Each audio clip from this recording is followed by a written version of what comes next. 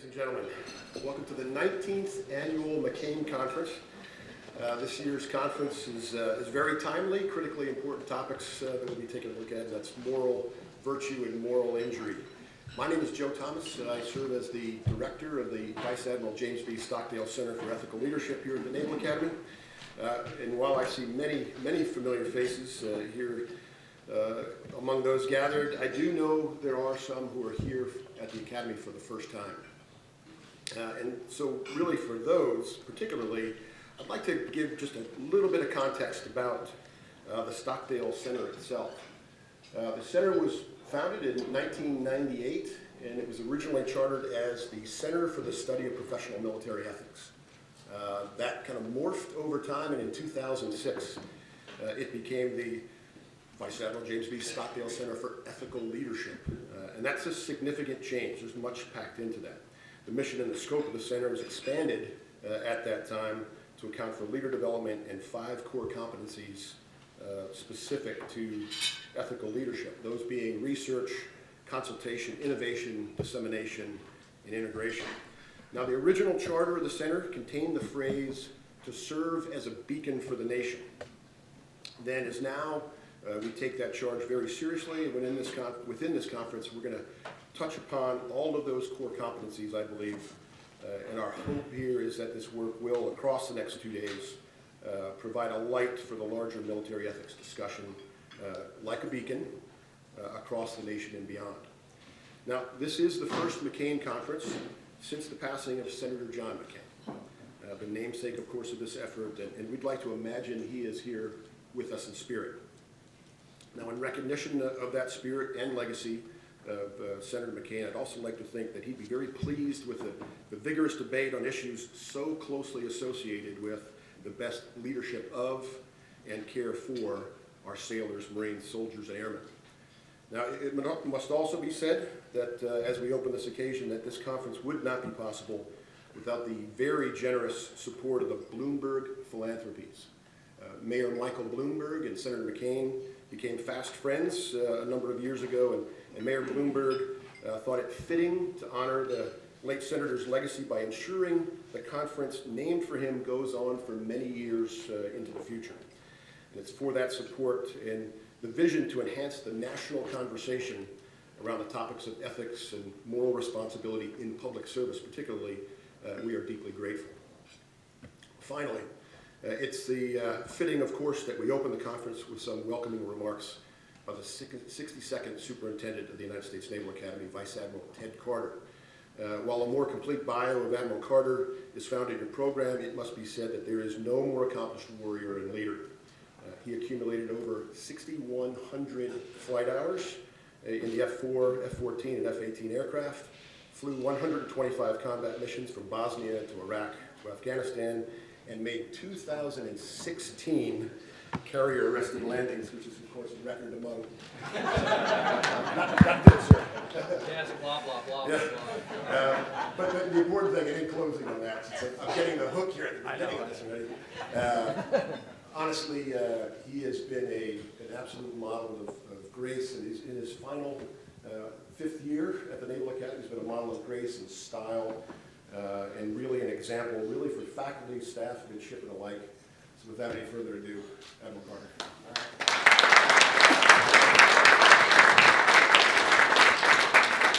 Dr. Thomas, thank you, and thank you for your role now in leading the Stockdale Center. What a special occasion to be here hosting this conference, the McCain Conference. It's not lost on all of us as we sit here in the Bow Coppage Room, as we look across the creek here, and as we think about Senator John McCain, we should take note that he is with us resting just across the way here. I just have to tell 2 quick John McCain stories because I think everybody in here probably has 1 or 2 themselves. When I had the privilege of being the president of the Naval War College and I was nominated to come here to be the superintendent, we just happened to have Senator McCain come up to Newport to address the class. And I had a chance to go out to dinner with him, and of course he was aware of my nomination. We went the whole night, the whole dinner. He told a lot of bad jokes, and near the end of the night, at this lovely restaurant out in Newport, Rhode Island, he just looked at me and he said, "Carter, don't screw it up." So it's a classic John McCain. You know, it showed the depth of what he truly cared about this institution. Shortly after I took over as a superintendent on 23 July 2014, we had the sad duty of burying Admiral Chuck Larson, his classmate, and Senator McCain was here, and as we laid Chuck Larson to rest, Senator McCain nudged me and said, "I'm going right there." And you know, there we were 5 years later, and we put him to rest. So we are thinking of Senator John McCain as we go through this very special conference on a topic that is incredibly relevant. We don't talk about moral injury very much. It's kind of a new modern term. The roots of what it means probably go back as old as warfare itself.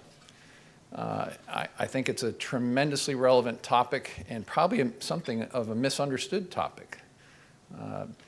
I had to reflect on the term myself, do a little lookup on what it means in terms of the dictionary and what it means in kind of the modern day warfare.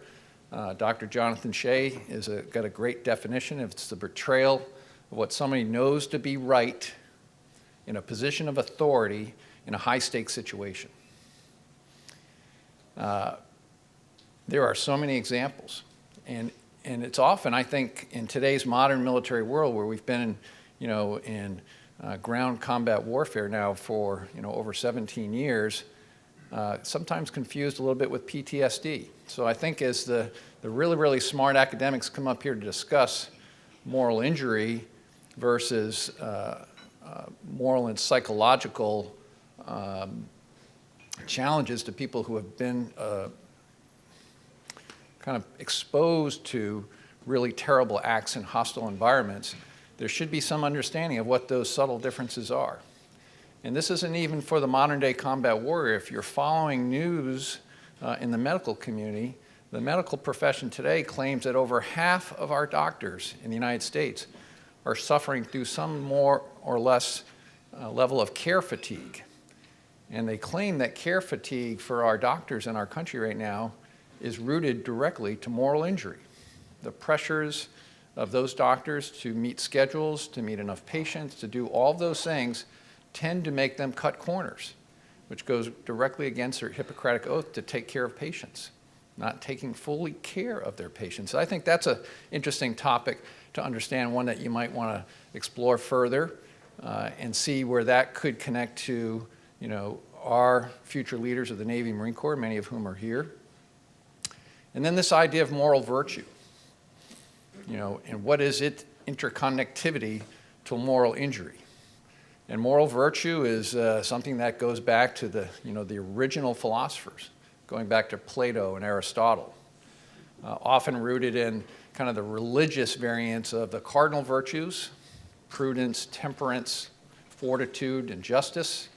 Then you add in the theological aspects of those that sometimes are rounded out in these 7 moral virtue or ethical virtue characteristics of faith, hope, and charity.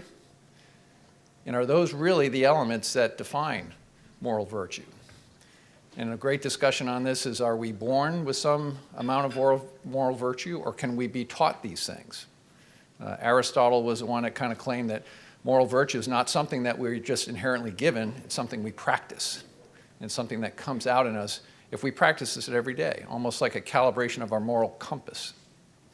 So I think these are just some of the topics that we can think about.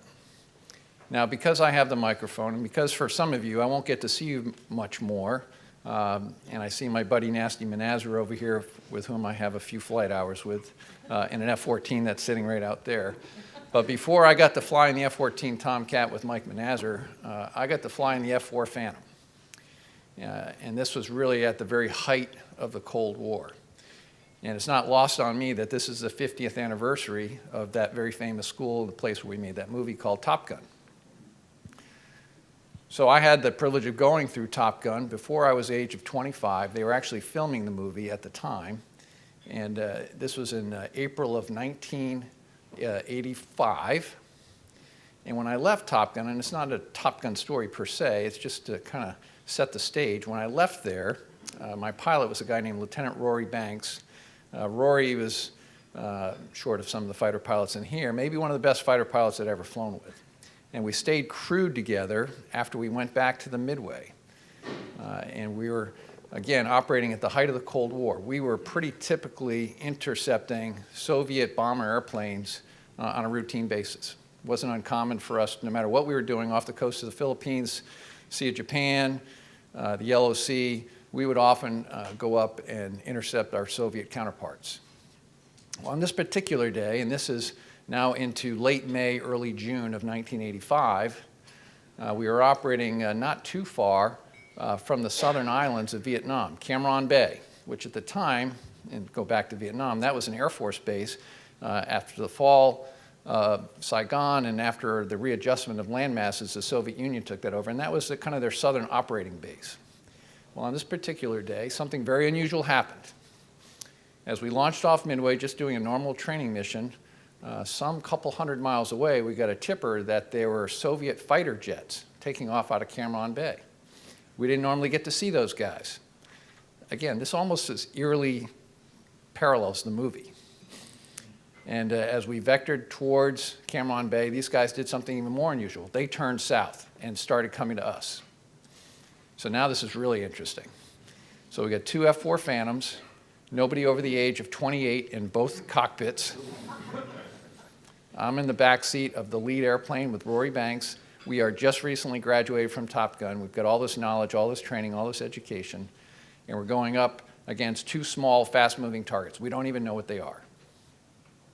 As they come racing towards us, again, eerily just like the movie, 1,000 miles of closure coming at us. Goose, do some of that radar stuff. Maverick, do some of that pilot shit. You know, this is all happening. And we make a nice offset so we can get a little bit of angle on these guys and kind of see who they are. And as they come to us, and now they're more than 50 miles off their island, which is very, very unusual, we realize these are MiGs, not just something else flying out there. As we are approaching them, I take the opportunity to put a radar lock on the lead MiG, which we knew, based on our training, that they would see that in their cockpit. That's the first indication that we are ready to employ a missile against them. As we got closer and my pilot gets a visual on the lead MiG, he says, something just came off his airplane. This is not good. But based on our training, we knew that these MiGs, MiG-23s likely had tanks underneath their wings, and for them to maneuver with us, they would have to blow those tanks off. And because it was obvious it wasn't a missile, Rory said to me, I think they just punched their tanks off. Now, by the rules of engagement that we had at the time, by their maneuvering to come see us, that was hostile intent, and by them blowing their tanks off, now we had a hostile act. We were technically clear to shoot, fire, and take those MiGs down. As we passed them close aboard, now we knew what they were, and because of the training we had, we maneuvered behind their wing line very, very quickly. They did not know how to maneuver very well in the vertical, and as we were fighting them in this about 35-second engagement, Rory said to me, he goes, these guys are the junior varsity. And we were behind their wing line. And now is a question. Do we take the shot and take them out of the air? Probably kill them. Or do we say, this was a training opportunity. Maybe they weren't quite ready for what just happened. There was a short conversation. Rory said, there's nobody going to die here today. We all agreed. Nobody took a shot. We flew up next to them. We waved at them. I never even had time to get my camera out to take a picture. We flew back to Midway. We thought it was all pretty cool, kind of fun. And of course, everybody in the world came to see us and talk to us about this. It's the first time that we had engaged with MiGs like this. And eventually, a lot of squadrons would deploy and start to engage with these guys in a similar manner. But I reflect on that moment, that critical moment, when we said, hey, something just came off that airplane. And even though we were only 28, I was 25 years old at the time. We knew the rules, we knew what was there, and we probably could have shot them. Maybe been rewarded, probably not got a court-martial out of it. But I think back now, as relevant to this topic, what type of moral injury would we have sustained in the aftermath of that, even though we might have justified it for the time and the rules of engagement as we interpreted them? What kind of moral injury would we have incurred? And was it because we had some inherent moral virtue that we didn't take that shot? We had practiced, we had thought about how to defeat any enemy in combat, but yet we understood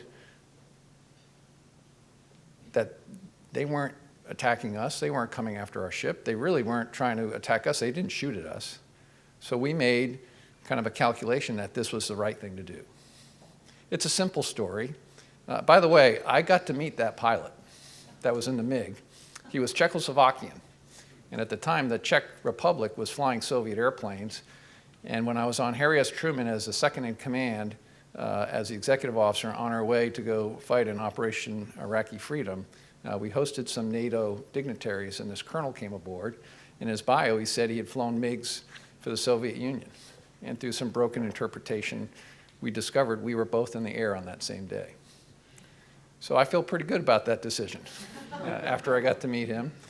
And so it's just, it's an interesting aviation story that might apply and give you some food for thought. So again, I want to say thank you to everybody coming here today. Enjoy opening day, baseball today. Hope springs eternal.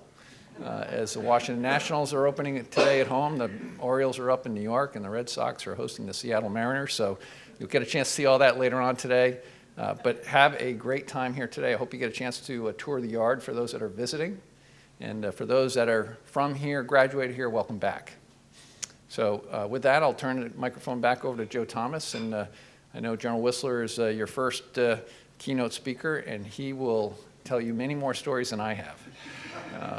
But again, welcome, and thank you all very much.